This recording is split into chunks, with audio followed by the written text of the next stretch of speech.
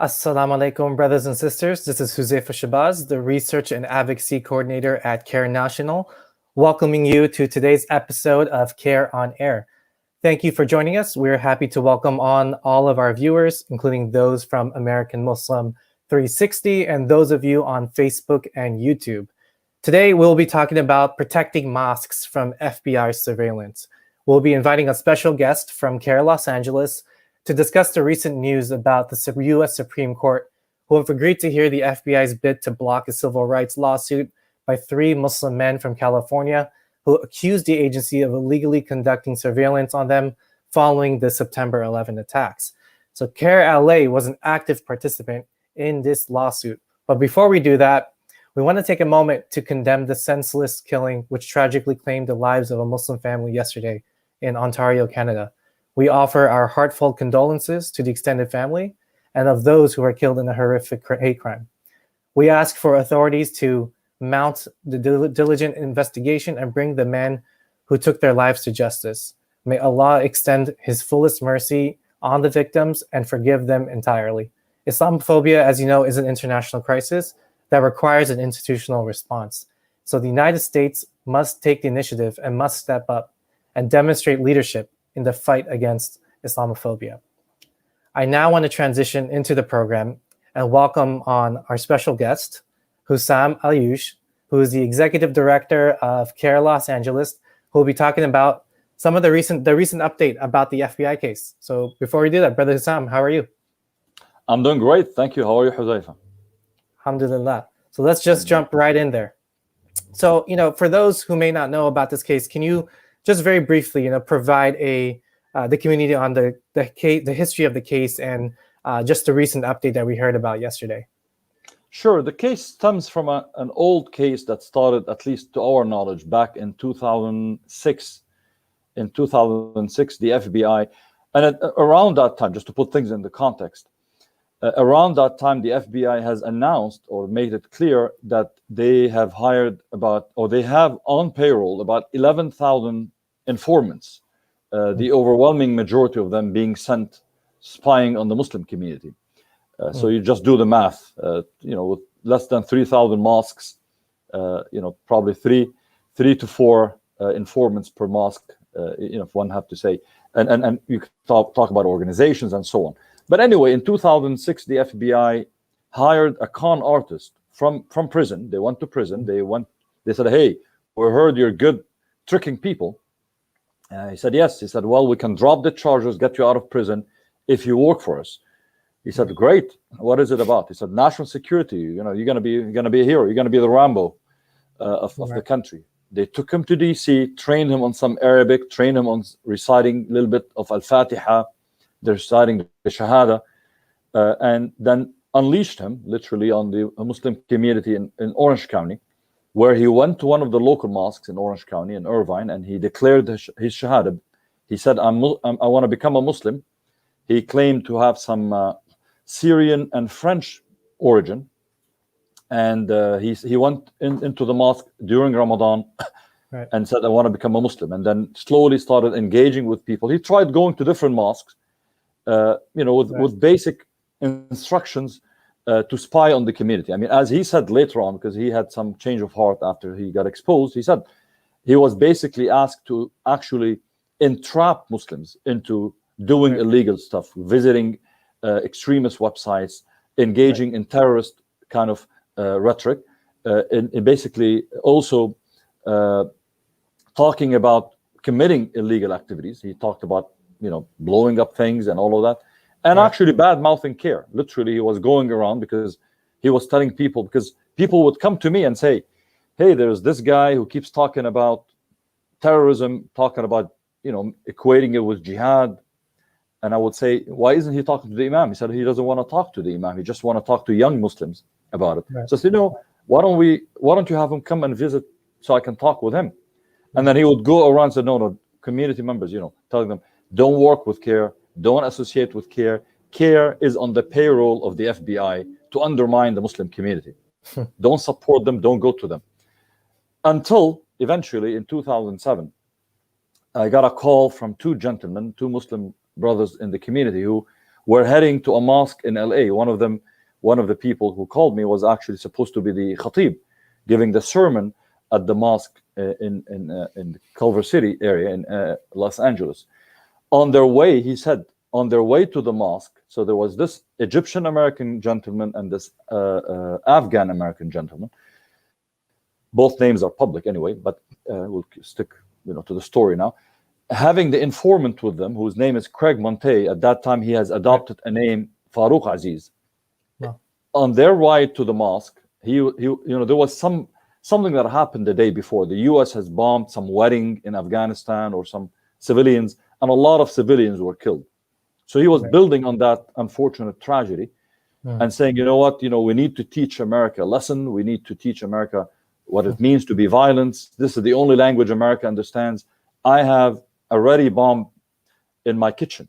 When we come back from LA, if you want, we can go and blow up some buildings. And he talked about some buildings and some ideas. Wow. So, of course, these two gentlemen freaked out.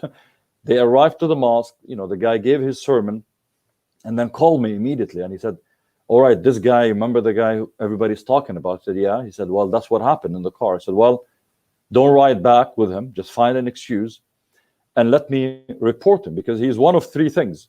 Either he's actually a terrorist and he's planning something bad and we need to put an end to that, or he's somebody stupid. He's just making the big talk and still that is not good, or he's an informant. Either way, it's not good. So let's, don't ride back with him.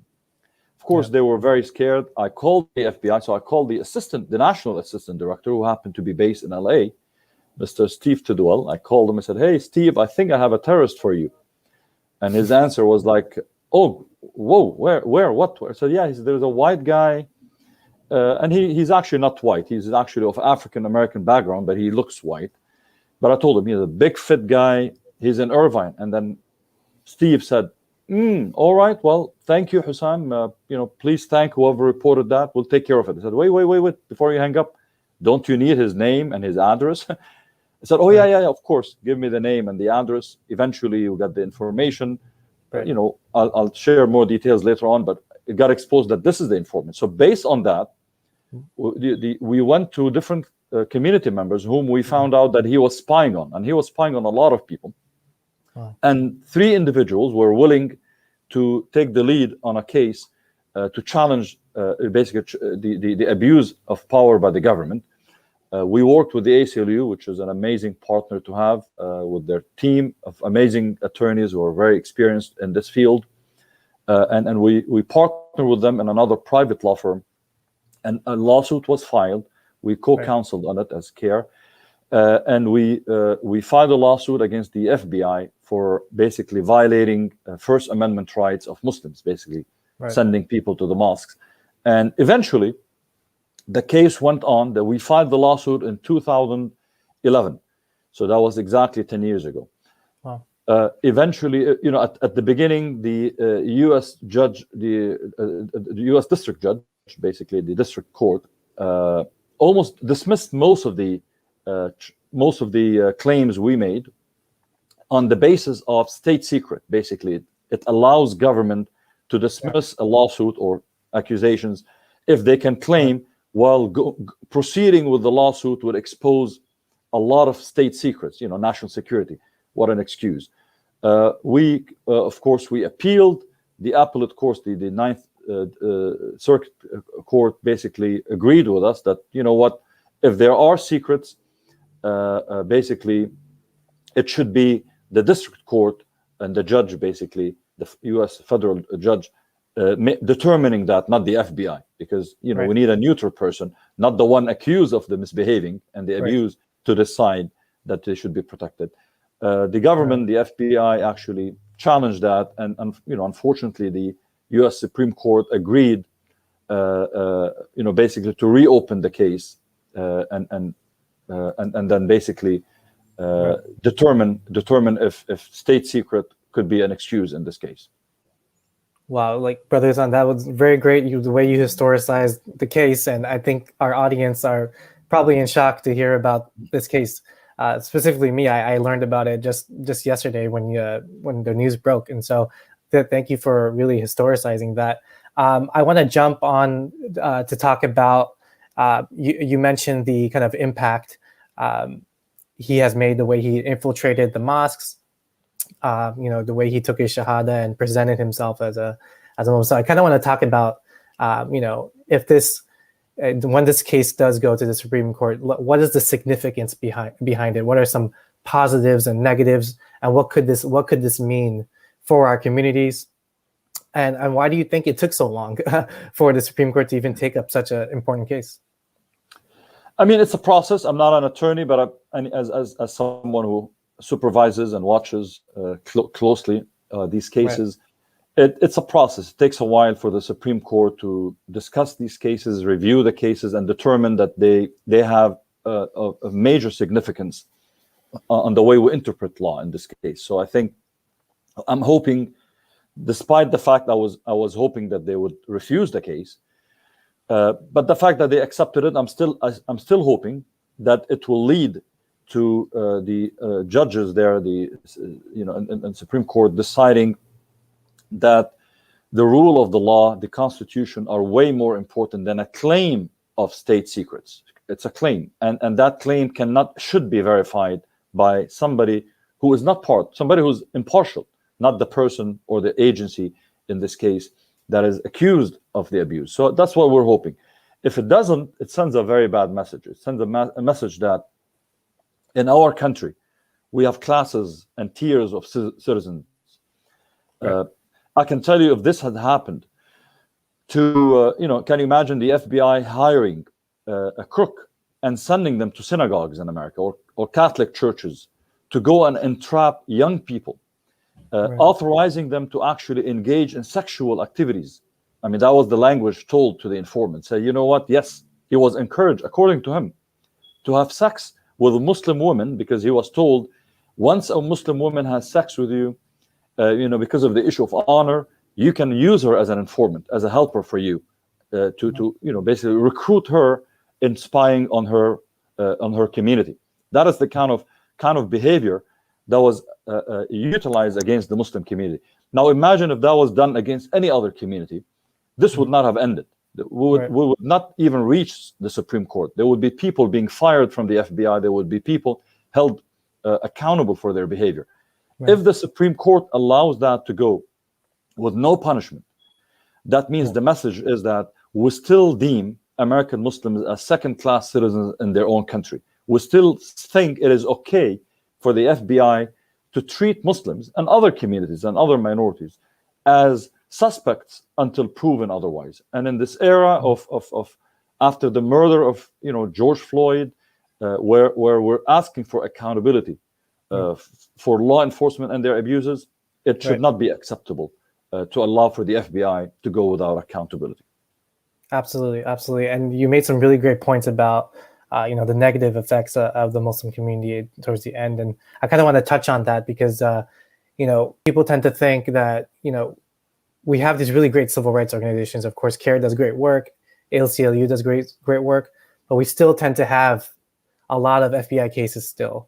And so what do you think, these rise in these cases that are happening, what do you think it says about the current state of Islamophobia in the United States, and the prejudice our communities are facing? Absolutely. I mean, what we're talking about as we speak today, this case and many other cases of FBI abusing, harassing, intimidating, and terrorizing innocent people with no basis of suspicion. When the informant goes to a mosque, think about it, a mosque. When the government talks about infiltrating the mosque, basically what they trained the informant, what does that mean? You infiltrate enemy territory. It means the government or someone in the government, in the FBI, deems Muslims and their places of worship, these are innocent places of worship, they deem them as enemy territory, where we're going to go there and find out what is wrong, what is the evil that is being done at these mosques, the 3,000 mosques in America. Right. So this is purely a result of Islamophobia. An Islamophobia that is present everywhere, including the FBI, where there are agents who think it is their duty today to infiltrate, quote unquote, again, these Muslim communities so we can find out what are they up to. So it reminds us about the importance of the work that CAIR does, and not just because I'm with CAIR, but it's extremely important because on one hand, we educate the public about Islamophobia, we challenge the harm of Islamophobia, and specifically the abuse by law enforcement agency. And here's a message that I give to the American Muslim community, especially those who are involved with mosques, whether on the board or attendance. The FBI is not your friend. The FBI is not your enemy either. The FBI is a law enforcement agency that has a job to protect our country, including protecting our civil rights, protecting us from crime, from federal crimes, but also protect our civil rights from hate, from intimidation, from Islamophobia, and from the abuse that could be committed by law enforcement, including the FBI. Meaning, what I'm saying is, call the FBI when you have a complaint, when there's a hate crime, when there's somebody trying to commit fraud, etc. When someone is planning a terrorist attack in any kind of form against Muslims or against others, yes, that is when we call them. But it doesn't mean you bring them into the mosques and allow them to conduct programs at the mosque and allow them to quote unquote infiltrate. Because I can tell you from somebody who's been doing this for many years, when the FBI has engaged in these outreach programs, what they've done, according to their own, what was revealed through various FOIAs, Freedom of Information Acts, lawsuits that were filed. They go to these mosques and their agents and their informants outside take pictures of license plates outside the mosque, finding out who goes to the mosque. The reason for that is, after they leave, they go and investigate and find out who is vulnerable. People who have some, maybe they committed some fraud on their taxes. Maybe they have some, they're waiting for immigration status to be adjusted and they're in need of help. Maybe they've done something wrong. Maybe they haven't. And then the FBI goes to these people and uses or exploits that weakness to recruit these people as spies and informants. And more likely, the word informant does not tell the whole story. These are agent provocateurs. They go to provoke something, because the overwhelming majority, that's something people don't know, the overwhelming majority of terrorism cases involving American Muslims in America that had been foiled by the FBI, the overwhelming majority had been actually cases that had been manufactured by FBI paid informants. It is not, basically, to put things in perspective, the FBI has been by far, way more successful in recruiting terrorists from among the Muslim community than ISIS or Al-Qaeda have ever been combined. And put that in perspective. And then when we invite them into the mosque, until the FBI cleans up its act and holds its abusers accountable, we cannot trust having them talk to our youth, talking to our imams. When I know for a fact, much of the abuses our imams receive at the airport came as a result from them being spied on or harassed by the FBI or approached by the FBI to become informants. And when they refuse, suddenly now they're on some no-fly list or terrorist watch list. So we have to tell people in our community, don't ever allow anybody to treat you like a second-class citizen. The minute we allow that, the minute when we start seeing them treating us like second-class citizens. So hold on to your rights, defend your rights. You have nothing to hide, nothing to fear. You are more patriotic than those who are abusing our Constitution. So never feel like, unless I have to prove my patriotism. No, you don't have to. It is the one who are abusing who have to now clean up their act and prove their patriotism by upholding the Constitution. Absolutely. And Brother Isam, you gave a really great overview of how the FBI operates, especially in the Muslim community and its relationship with the institution. I kind of want to transition into talking about the educational aspect that is so important in this and educating our communities. And particularly, I'm very concerned about religious figures, Muslim religious figures and leaders and our imams, and wondering if they have access to this kind of education, right? And to know about what the FBI does and its historical relationship with the Muslim community. And so how do you think we can improve those relationships with our Muslim religious figures? And what needs to be done in terms of this FBI, educating the folks about the FBI and working with our broad coalition of groups and letting the world know about the kind of behavior the FBI engages with? Absolutely. And I would say for a couple of things, I want to make sure, put two disclaimers maybe. One is, alhamdulillah, all praises are to Allah subhanahu wa ta'ala, God Almighty, that I don't think there's any organization that has a closer, trusting relationship with the Muslim community and its leadership than CAIR. Our imams, whom we love dearly and respect dearly, because they are our leaders and they're the one teaching us our religion, teaching our families and our communities. So we give special attention to the safety and the protection of the rights of our imams. So alhamdulillah, our imams respect CAIR. They call CAIR whenever there's an issue, and we have that ongoing open relationship with them, and we'll continue to build on that. The second disclaimer is that when we talk about an agency, we're not talking about every person in that agency. When we talk about police, when we talk about law enforcement, when we talk about the FBI, this is not to say that everyone who joins the force is a bad person. No, I've worked with FBI agents actually who care about civil rights as much as you and I care about it. I know they're very genuine, and they've done an amazing job protecting many mosques, many Muslims, many minorities from the harm caused by white supremacy, by extremists on all sides, and so on. So this is not a testament of all agents, but what we're talking about an agency.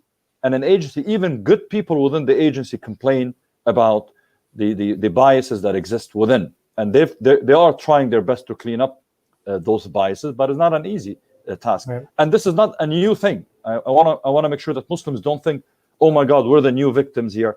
No, this is part of a long history that started with Hoover, right, from the COINTELPRO that targeted civil rights leaders, African American leaders, from Dr. King to Malcolm X to NAACP, to all these organizations were subjected to a process of attacks, undermining, discrediting, that continues to happen. As I shared, this informant has confessed to basically the fact, right, that testified to the fact that he was asked actually to undermine CAIR, to go around and talk to imams, meet with imams, talk to activists and tell them, hey, CAIR is a sellout, CAIR is etc.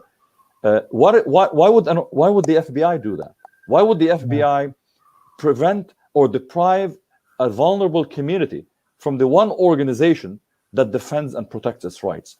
Because again, that's what we're talking about. There's an ill intent that exists. There's Islamophobia that is driven within that agency that we hope we've cleaned up some of it. Actually, after exposing that informant case in 2007 and going on the news and filing lawsuit, or at least talking about filing the lawsuit at that time, the FBI announced, actually launched a major public relations campaign.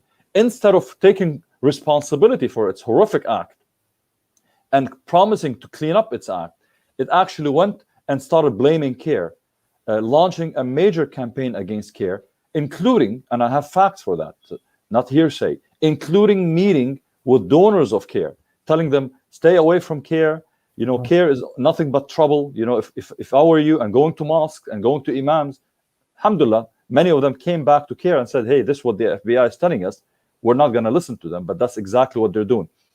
And eventually, the FBI in 2008 announced that it's actually cutting ties with CAIR. They announced publicly, like as if we're like buddies, you know, that we need to be having ties. We don't have ties. We're a civil rights organization. Our job is to be a watchdog for your behavior. We don't need your ties. We don't need you to come and attend our weddings and attend our iftars. But they used it as a PR to create suspicion about CAIR, you know, which is unfortunately currently used even by Islamophobes who try to undermine CAIR's image. What do they say? Oh, by the way, in 2008, the FBI cut ties with CAIR. Yeah. Actually, that's usually a badge of honor. If you're a civil rights organization, we need to make sure that law enforcement, you know, knows that CAIR is not to be bought or sold. CAIR is true to its principles. Yeah. So back very quickly to your point, we want to remind imams who are watching today, or community members who are in touch with imams, CAIR offices and chapters across the nation have attorneys who are dedicated, paid for by the community. You pay for these attorneys. You pay for us. We're here at your service. Schedule training by CAIR. CAIR will send an attorney from CAIR, and if you're in a city where there's no CAIR chapter or no attorney within that area, CAIR would work with other partners, the National Lawyers Guild, with the ACLU and other organizations, and sometimes private attorneys who are willing to provide pro bono, free services, and arrange for a Know Your Rights session at your mosque for the imams, for the leaders, for the community members who would know, so who would be trained on knowing how to handle a visit by a law enforcement agent, including the FBI, how to handle a stop at the airport, some harassment at the border, because you have rights. You as a citizen or as a resident of the U.S., you have rights, and it's important for you to exert and exercise those rights when challenged. Very simple. If you're visited by the FBI for a voluntary meeting, you have the option not to meet with them, and you should not meet with them without the presence of attorneys. You have to have an attorney with you, not because you're hiding anything. It's because you don't have anything to hide. It's because you have no headache to have. Once you meet without an attorney, God knows what they can claim. They can say anything and claim perjury by you, right? They can accuse you, charge you with perjury later on. Having an attorney provides that third party there and makes sure that the FBI does not engage in unacceptable type of questions. Are you a Sunni or a Shia? How many times do you pray? Which mosque do you go to? What are your views about Israel? What do you think about Trump? What are your views about Obama? What are your views about Biden? These are not questions that are legitimate for the FBI or any law enforcement agent to ask you. And if you meet with them without the presence of an attorney, I can assure you 9 out of 10 times you will be asked these questions. So please continue to work with CAIR. CAIR will arrange for these sessions easily for free, and alhamdulillah, they will give you peace of mind as someone who is a law-abiding citizen that has nothing to worry about, inshallah. Absolutely. And you covered the ground points that I was going to ask you about advocacy, and so you really covered those points really, really nicely. And I just want to close on just maybe your thoughts about this, just lastly about this case in terms of the outcome. And do you think, how confident are you in a just outcome for this case? I do believe that the pendulum of justice will always would reach, what we believe to be justice in America. I do believe there's a reason it went all the way up to the Supreme Court, where although we would have preferred not to, because the appellate court had a good ruling, but maybe because it needed to be addressed once and for all, that the state secret excuse or smoke screen that sometimes get used by the FBI and CIA also, oftentimes is nothing but an attempt to cover up for abuses. And maybe, hopefully the Supreme Court would come up with a ruling that will put an end to this abuse and allow us as citizens to hold our government accountable for its actions. Nobody in this country, no agency is above the law, and no citizen, no person is a second-class citizen or second-class human being in our country. And we would not allow Islamophobes or bigoted people or people driven by any sort of political ideology to determine the safety of our country and how much of our Constitution is to be upheld. This is something that should not be left to any agency. Strong words, Brother Hussam. Thank you always for joining us. It's been a pleasure speaking with you. We learned so much from the case and the way you historicized the case. It was really great. I learned a lot. I know our audience probably enjoyed it as well. I want to thank you again. So thank you, Hussam, for coming on, and thank you all for joining us for today's episode of CAIR on Air. If you have any topics you would like us to cover, just email us at info@cair.com. We hold this program every Tuesday and Thursday at 3 o'clock Eastern time. And so we look forward to seeing you all again next week on Thursday at 3 p.m. This Thursday at 3 p.m. Eastern time. And remember to like and share this on Facebook and YouTube. And again, thank you all for attending, and Assalamu alaikum.